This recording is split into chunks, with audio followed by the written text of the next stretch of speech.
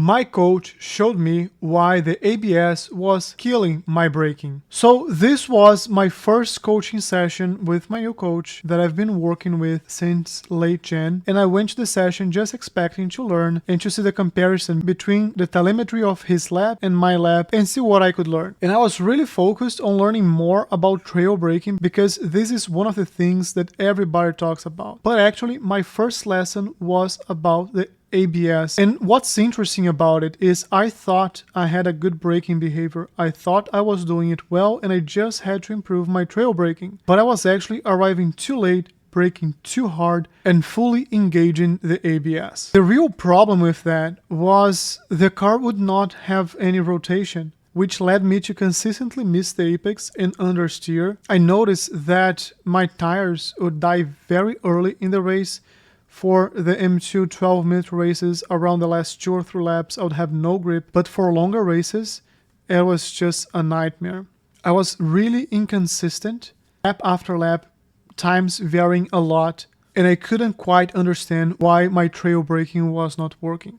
So now let me share with you exactly what the coach told me. I think it's one that you would never really think about, but it's a really interesting one. Topic of ABS. Now, I remember I was watching your stream the other day and I watched you do a couple of laps there, and I saw that you've got the caps overlay up there with the sort of inputs, and you can see your percentages, and you can also see when ABS actually kicks in when you're on the brakes. Now, do you see yourself like a lot of the time kind of flickering into that ABS sometimes? Like, do you see that brake pedal input sort of box light white quite a lot of the time, or is it not too bad a lot of the time? Is it just here and there? I think like the ABS, I trigger that more when it's a hard brake zone, because I'm always like afraid of under braking and going long with the turn. Yeah. Okay, got you. Yeah. So the biggest thing that you got to understand is that with that kind of ABS, right? In a sense, whenever you see that kind of that box flickering, or whenever you see it basically going white, every single time it flickers white, almost in a sense, it always sends basically nearly a shockwave of temperature, basically in a sense, all the way down to the core temperature of the tire. And if you think about it, then when you go to turn, when you go to rotate, when you go to get the car into the apex, what's the car not going to want to do? It's not going to want to turn, right? And that's what gives you little things like understeer. That's what can I guess attract the understeer and the oversteer feeling that you get as well, and all the little things like that so much. And if you think about just natural physics, the hotter that the core is going to be, the more grip that it's going to kind of, well, I guess more rubber than it's going to take away, because you've got a lot more heat through the core, and as well because you're kind of, you are almost creating a lot more friction through the tire. You tend to struggle with that quite a lot, and it becomes a really, really sort of tough thing to be able to sort of do. Just to quickly recap what we just watched, I was explaining to him that I was going on the brakes very hard, and I was trying to have the same brake pressure every single time in every single corner. And then as I felt the car had slowed down enough, I would start trying to turn in the corner as I was releasing the brakes. That was my idea of trail braking. In reality, I was fully engaging the ABS, and because of that, my car would have no rotation. And even when I was turning into the corner, the ABS would still be engaged, and that's why I would completely miss the apex. Whenever I tried something different, as braking earlier, the car would slow down too much, and then when I turned it in, the car would just cut in the corner from the inside. So I was in that situation that a few feet forward was too late, I would understeer. A few feet before, it was too early, and I would just cut in the corner completely. The other insight from the ABS lesson was about the tire temperature, something that I always heard it was important, never quite understood why it was important, or nothing beyond just the grip, but not how the dynamics of the tires work, and not understanding that the ABS actually heats up the tire from the inside and overheats the tire, and then it's virtually impossible to cool down the tire during a race, which led to me having a few good laps and then just going downhill, and I didn't know why I was being so inconsistent when I was trying to have longer practice sessions, and that was truly because of the ABS and the tires overheating. After our session, I immediately went back to the track and I started playing with the ABS. So I had on my overlays, I would see when the ABS would kick in, but I quickly realized that just staring at the brake and trying to understand when the ABS was kicking in wasn't enough. And that's when I remembered I have a haptic sensor on my braking pedal that I can use for it to shake when I engage the ABS. So I went to SimHub, I set it up, then I start having the immediate feedback from the pedal when the ABS was engaging. And that immediately helped me understand the thresholds the coach was talking about. The 65% for hard braking zones, the 35 to 45% braking zones. And now I was feeling on my left foot. Every time I hit too much, it would shake, and then I would release a little bit until I found the limit of the braking for that corner, which immediately started making me more mindful. Now I had to think about the corner, to think exactly what brake pressure I would have on that specific corner.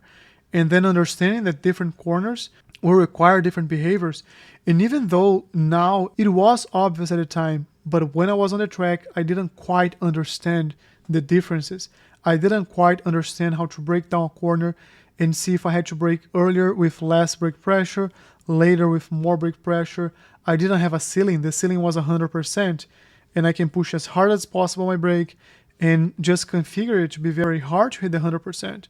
But not truly understanding the dynamics behind it was just costing me a lot of time, costing me consistency during practice, during qualify, and during races. The beauty of implementing all these changes was I became more aware. I started thinking more about my lap and how do I set up for the next corner and what do I have to do now to have a good braking zone, to have a good turn in, and can I do this consistently? And I could, because now I was thinking way more about the percentage that I wanted to hit and not triggering the ABS and reacting every single time I would engage the ABS to disengage the ABS before I turn in the corner, and I was more present. So before, it was a hit harder brakes, hope the car's gonna slow down enough, try to turn in. Sometimes the car slowed down enough so the ABS would stop engaging and I would be able to turn in and hit the apex. A lot of the times I would just miss the apex, go wide and understeer the car in the exit, not carry enough speed. If it was a race, I would just be overtaken. It was truly